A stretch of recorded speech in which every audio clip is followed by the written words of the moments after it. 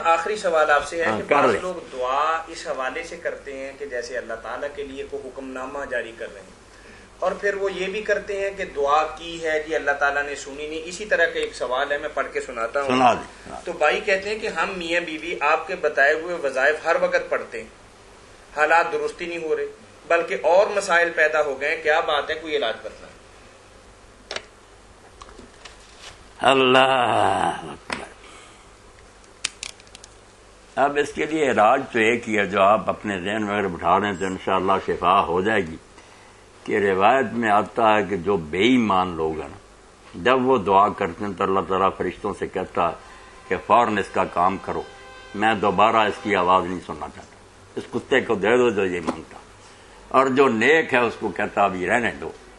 یہ اور گڑ گڑائے راضی کرے، کام تو ہوگا یا نہیں ہوگا وہ میری پسند، مگر اس کی آواز مجھے اچھی لگتی ہے، یہ بندہ مومن اچھے